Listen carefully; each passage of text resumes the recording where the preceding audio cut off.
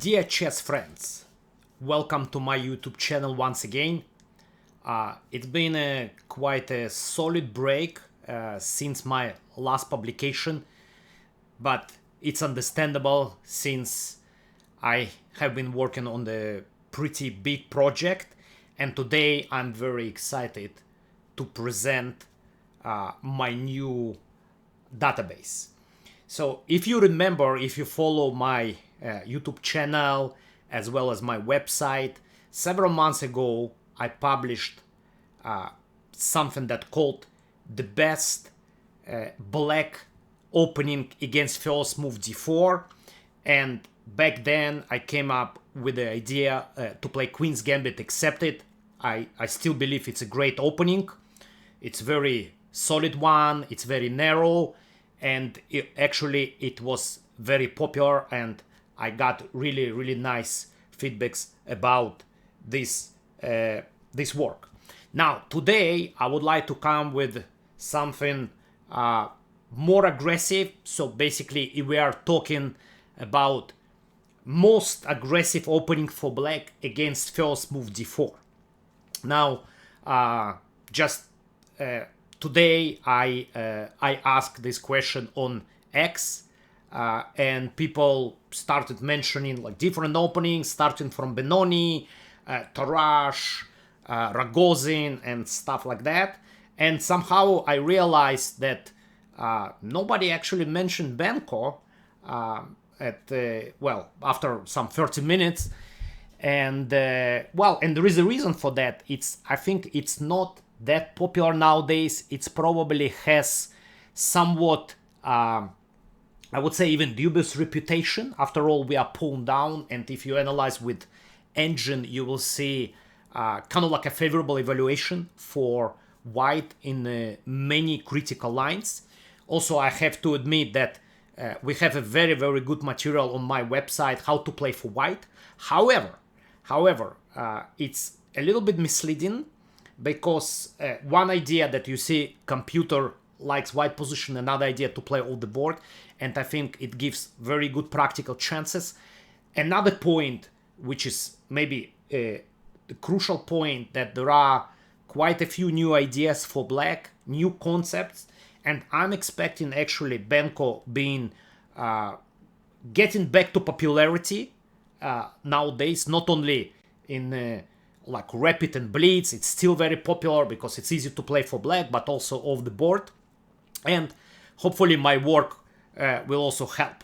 So guys, before we start going over the material, I would like also to remind you, as always, please don't forget to like, comment, and subscribe to my YouTube channel. It always helps with algorithms. Of course, hitting the notification button will help tremendously as well, and you will be one of the first to get these notifications and get these new ideas. And maybe until other people see my material, you can already score some points in your game. So that would be awesome. Okay, so let me introduce my discoveries in Benko Gambit. So as we know, the starting position goes after c4, c5, d5, b5. Now, I always thought that one of the problems with Benko that it's not full opening, because white can easily deviate and avoid Benko by playing second move knight f3. And true, we cannot get Benko here. Now, well, theoretically we can get, but most probably not. Now, I know some players just switch to other openings, and then obviously since white played second move knight f3, that restricts white possibilities to play some lines, some other lines, for example, Samish in King's Indian, or they cannot play Nimzo anymore if you play e6 and so on. So I remember one of the greatest Benko experts, Alexander Kalifman, he always played Benko after second move c4. Meanwhile, after knight f3, he was going for Slav, and also in Slav, it's a little bit restricted for white. So white cannot play, let's say, knight c3, e3 systems, and so on. That was his repertoire. Good news that I discovered that we can play in the spirit of the Benko and continue with the move c5, and after d5 play move b5. The line which for many years considered to be a little bit problematic, but I think now black is doing pretty well. And another line which is very important deviation from Benko when white plays third move knight f3. Actually, this position can happen also through second knight f3 move order. And then in this case, we'll play cd4, knight d4, e5, knight b5, d5, cd5, bishop c5, sacrificing the pawn, very much in the spirit of the Benko, in my opinion, another pawn sacrifice. And this line already, I think, has pretty good reputation. So guys, my idea, if there will be enough interest for Benko, I will see that people really like this repertoire. Also, please feel free to leave the comments that you're interested, that I will add this material, so it will be probably separate database. This line with pawn sacrifice, which is like, we can call it English, probably there is a specific name for this variation, but I don't know exactly, as well as second move knight f3 and this system c5, d5, b5. I know for those who are like really interested to have Benko as their repertoire, whether it's second choice or first choice, you have to know these lines. So please feel free to leave the comments if you are interested. I probably, that's my idea, to have my next database to provide this material. So let's go to the main Benko, which happens after c5, d5, b5. Now, here in my file, I will cover 7 of the major moves for white, which include b3, knight d2, queen c2, f3, a4, knight f3. So starting from this position, of course, cb5. And as always, it will be very detailed coverage. I counted, and there are 379 novelties / improvements, probably 99% for black, but there are some critical lines where I covered the new moves for white as well. So you get a very strong, very detailed, deep repertoire, and hopefully you will be ahead of theory, and it will take you for many, many years ahead. Now, I think cb5, definitely the most critical move. And what else to mention? I would say that knight f3, the move that kind of considered pretty solid choice for white, will go with move bishop b7.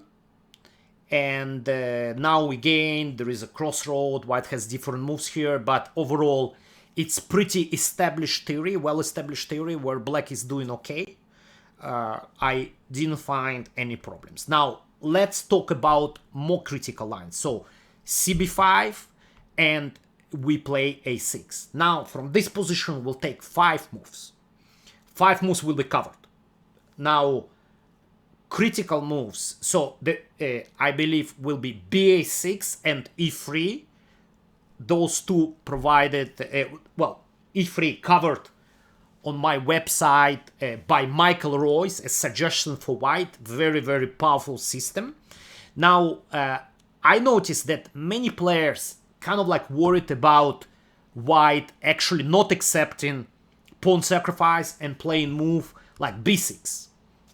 So here we'll follow probably the main concept in my database. So instead of just playing normal stuff, capture on b6, going g6, we'll actually target d5 pawn. And in this position, it's well-established line, which considered to be one of the top choices for black. And usually the main position here after knight c3, we take on d5. We can take with a pawn. It's very minor difference. Capture, knight c6. And let's say knight f3 is the main move. There are alternatives as well. And rook b8. Very interesting play. Black is active. Yes, we don't have a fianchetto as usually you expect in Benko, but bishop comes to e6. We take on b6. So very active play with equal material. And I think this is not the line to worry about, especially after you see my material. Now, this is one. I also would like to mention briefly in this position the move f3, which at some point, I guess in the beginning of 2000 was quite a popular choice for white. I used to play this move with like pretty good success, I would say. And again, it's I think it's well established that black can play e6. It's just one of the choices. Another good line, by the way, to take on b5 in this position, and after e4 give check, queen a5. Also seems pretty solid, but I thought let's stay on course with what we usually do in my Benko repertoire. So let's target pawn d5. So the main line here, e4, e takes d5. Black is doing really well after e d5. e5 is the main move, kind of like the main idea for white. We play queen e7, important tempo. Queen e2 is practically forced. We have to retreat knight g8. And now we get very sharp position, which usually goes after knight c3, bishop b7, knight h3. By the way, all other moves, black already taken over. Like, this is what's important. You will see a lot of critical lines, but you know, if somebody is not familiar or white forgot the theory, it's a great opportunity to take over. And c4 with queen coming to c5, very sharp play. Objectively, there are some force line leading to equality, and there is one line with repetition, but that's my solution here. And black is doing pretty well. It's pretty well established, I have to admit. No big discoveries here, but just well organized material. Now let's go finally to two major problematic lines. So we have in this position, first of all, move e3. As I mentioned before, recommended on my site. There is a material by my good friend Michael Royce. And in this position, we actually, one of the few lines where we are not targeting d5 pawn, but we rather go with the move g6. So which is classical Benko move. Bishop goes to g7, Fenketo. So knight c3, bishop g7. So I'll show you what I found here in the main line, what is the improvement over the material recommended for white. So there are quite a few dangerous lines, for instance e4, a4, but the main move is knight f3. So we play castle and a4. It's all very subtle, like white has to study a lot here to understand those moves, but that's the main line. Now we play here bishop b7. Actually, the fact that we didn't play e6 in the beginning, we just delayed this, so e6 is incoming. Rook a3, so very nice prophylactic move, so that potentially, like after ab5 can happen. So I think white players, those who studied seriously systems against Benko, are familiar with this thematic rook a3 move. And we play e6 with the main line being d takes e6, and now I actually offer two solutions here. Now f e6, which leads to extremely complicated lines. I think it's like maybe even like more fighting in some sense. You will see very high evaluation in white's favor, but I think again it's maybe computer evaluates this way, but off the board it's very good practical chances for black, because it's more active position. Well, it's some compensation for the pawn after all, and it's easier to play. And objectively identified how white exactly develops his advantage, so I believe black is doing overall not too bad here. But my main discovery is move d6. d6, and the line, so 4 moves covered here, so we open the bishop.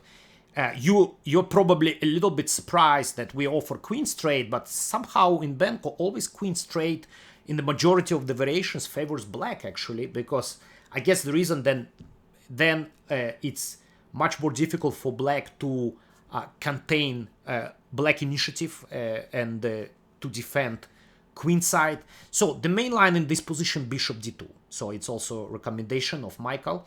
And then we play knight d5. So that's a very important move. So we open our bishop with the pressure on b2. Bishop, knight takes d5. So that's the line as I can see. e d5, queen c2. And here we have a novelty move c4. So that's not the line Michael recommended. I think maybe we have bishop e2. Actually, that's the line. So normal development, and then we take on b5, trying to gain tempo. Obviously, he has to recapture with the bishop. So this position so far brought white advantage. I don't remember exactly how many games was here, but the idea that I just want to play bishop c6, eliminate light square bishop, which basically cements the queen side position for white, and let's say after castle, knight takes c3, bishop takes c3, bishop b5. So we have these tactics. So like he cannot really protect these two pieces. So we win material. Now that's why in this position, obviously, white should probably just take bishop c6, knight c6, castle, and now after rook b8, I think Benko players should be happy with the rising position. We have b file with the pressure on b2, still pawn down, and I don't think we getting the pawn back in nearest future, but the whole point is long-term compensation, as usually happens in the majority of main lines in Benko. So that was move e3, and now let's talk about maybe the very main line, ba6, which I recommended in my book First D4 Grandmaster repertoire. I just changed system. In 2008 it was one system, but it's always involved ba6 and fianchetto. So after ba6, and now you probably have seen the games where black plays bishop a6, so I would call it old-fashioned line, bishop a6 and knight c3, and then white has a very good system where white plays e4. We have to take bishop f1, king f1. It's a well-known system played by many top players, and I think white is doing great. Now, latest trend, black started to play g6, delaying bishop a6, g6, bishop g7, queen a5, and so on. So that's kind of like one of the latest trends, but very last trend in this position is move e6. Very excited to show you this idea. So we are targeting d5. Once again, you might feel it's a little bit unusual because I think Benko in some sense always associated with fianchetto, but here a very new concept, and this is what attracts me actually in my repertoire. So main line goes knight c3, e takes d5, knight d5, and in this position more popular to play bishop e7, but I discovered that active move knight a6 actually works so far pretty well for black. Now the idea that we want somewhere jump to b4, probably after capturing d5 first. The main line, definitely bishop g5. It also looks very critical. Yes, we have to play bishop e7 in this position. Looks a little bit awkward, but not a problem. So knight e7, queen e7, he got our bishop. So the main line here, knight f3, very important tempo, rook b8. So we're targeting the pawn, so asking questions, how are you gonna defend? b3 seems like the most logical way to do this. So we insert h6, want to get rid of this annoying pin, probably the most critical move, bishop h4. And now an amazing idea, which really I really like it. When I saw the games, I thought, well, that's very impressive. So we play rook b6. And we are looking for activating our rook along the 6th rank. Now, after rook b6, e3, main move, bishop b7, bishop e2. And now, without waiting, we strike right away. So we don't play castle. We go with move g5, bishop g3, and h5, very important. Starting the initiative on the king side. So that's position which probably still needs to be analyzed. But so far, black has been doing like really well, scoring 2 points out of 3 in this position. And well, actually, most probably white should look for improvements before, not in this position, because this one looks really good. So in my opinion, some new concepts, some exciting ideas. I hope you enjoy my coverage. Now, if you prefer, if you are interested to get full detailed repertoire, please head over my webpage, ask-avrukh.com. You'll find also the exact name in the description. So, and you're looking for some sharp, spicy weapon against d4, I think that might be a very good idea to consider. Thanks for watching, and I hope to see you very soon.